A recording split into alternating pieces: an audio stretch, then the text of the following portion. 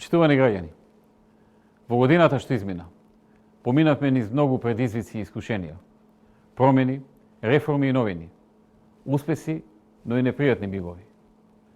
Македонија го доби досега најпозитивниот извештај од Европската комисија за остварениот напредок и реформи, како резултат на што ја доби и четвртата поред препорака за отпочнување на преговорите со цел членство во Европската унија. Иако изостана очекуваното и заслуженото, а тоа е датумот за почеток на преговорите, сепак во заклучоците на Европскиот совет има напредок со кој на оние кои досега не блокираа, се потешко ќе им биде повторување на истото.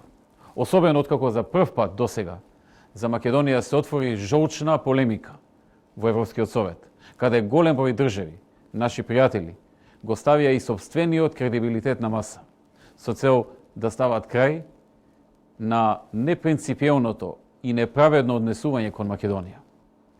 Реформите кои Македонија ги направи во одредени области, факт е дека ги немаат направено и многу земји членки на Унијата. Од друга страна, инсистирањето по секоја цена да не биде наметнато ново име, одбрано од други, и нов идентитет, е преседан кој никого не остава равнодушен, колку и некои од земјите, односно политичарите во Европската унија да се прагматични или либерални, особено кога станува збор за проблем на друга држава, а не на својата. На внатрешен политички план и покрај бројните предизвици со кои се соочивме, покажавме дека нашата земја има капацитет и потенцијал да води разумни политики и да изнаоѓа излезни решенија. Успеа да опстане и да покаже стабилност. Имавме и тешки, болни и непријатни моменти, како што беше петкратното убиство кај Смилковското езеро, кое не потресе сите нас и во кое МВР покажа дека не е веќе МВР од 90-тите години. 2012 беше и година на изразита европска должничка криза. Таа европска криза, како и преходните години, силно не погоди и нас во Македонија, затоа што нашата економија е поврзана со европската, затоа што 90% од нашиот извоз оди во Европа, а и најголем дел од инвеститорите доаѓаат токму од Европа. Сепак, со многуте антикризни мерки и многуте нови реформи, како и преземените мерки во преходните години, направивме максимум да помогнеме на компаниите и граѓаните да се преброди овој историски гледано најтежок период на Европа. Фактот дека еврозоната се наоѓа во рецесија и дека поголем дел од аналитичарите веруваат дека кризата во Европа ќе потрае во наредните 4 до 5 години, се дополнително загрижувачки, но и притисок врз нас, во владата, да размислуваме за нови чекори со кои ќе му помогнеме на стопанството. Сепак, и во такви услови, успеавме не само да спречиме нов раст на невработеноста, туку и истата благо да се намали, што е редок феномен во услови на криза. Нашите напори да привлечиме капитал од странство оваа година беа повеќекратно поголеми отколку во минатото. Направивме посета на голем број компании и богати инвеститори, на бизнис презентации, роудшоа и представување на економските потенцијали на земјата. Не само низ Европа, туку многу пошироко низ светот. Иако резултатите од ваквите обиди обично доаѓаат по 2-3 години, овој пат дел од нив почнаа да пристигнуваат и порано. Презентациите и контактите во Индија, во Кина, во Русија, во Америка, во Германија, во Англија, Белгија, Холандија, Австрија, Катар, Италија, Канада, во скандинавските земји, во Турција и во повеќе други, веќе почнуваат да даваат резултати. Иако инвестиционата активност во Европа во услови на рецесија е намалена, повеќе нови фабрики кои се резултат на овие активности почнаа да се градат или се во најава за првите месеци од 2013. И што е поважно, дел од нив одлучија да се сместат во внатрешноста на Македонија, а не само во Скопје.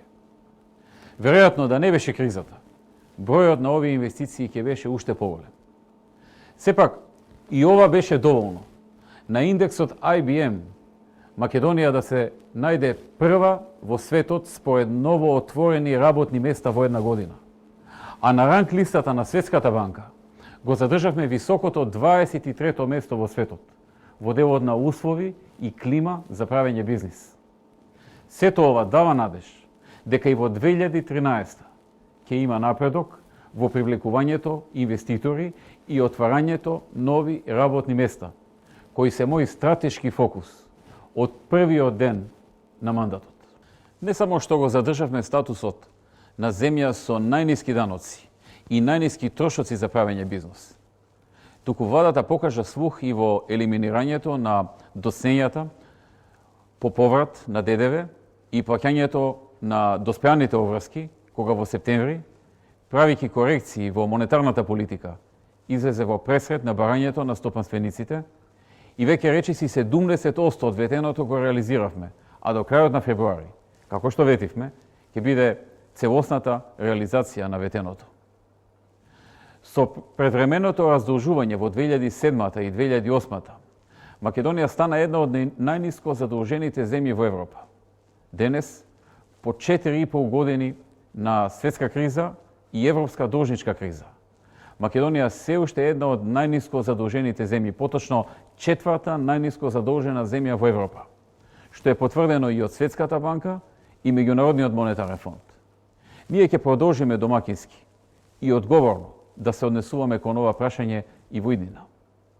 Но во 2012 година не заборавивме и на граѓаните, особено на оние од најранливите категории. Децата без родители добија закон со кој во иднина на секое дете од дом за деца без родителска грижа државата ќе му обезбеди вработување. Примателите на социјална помош и пензионерите добија покачување кој ќе започне за 2 месеци од сега. Годинава стартуваше и додатокот за нега од трето лице на лицата со највисок степен на инвалидитет, како и слепите лица. Се зголеми и надоместокот за енергетска сиромаштија, а пораснаа и средствата во буџетот за земјоделците, кои во 2013 повторно ќе пораснат на рекордни 135 милиони евра. Пензионерите со пензија помала од просечната, според ветувањето во програмата, добија можност за болничко лекување без плаќање партиципација. А од 1 јануари 2013 година стартува реализацијата на ветувањето со кое на секој граѓанин, за кој лекарска комисија ќе утврди дека мора да се лекува во странство, трошоците речиси во целост ќе ги покрие државата, односно пациентот нема да плати повеќе од 200 евра. Младите, кои сакаат да студираат во странство и кои ќе се запишат на највисоко рангираните 100 универзитети во светот, односно 200 во техничките науки, од оваа 2012 година добиваат целосна стипендија, а продолжуваме и со овие и со другите редовни стипендии. Во здравството, покрај набавките на нова опрема, намалувањето на цените на лековите и реконструкциите на болниците, се осврнавме и на барем малку поправично плаќање на лекарите, согласно учинокот, со цел да привлечиме поголемо внимание на лекарите во јавното здравство кон пациентите.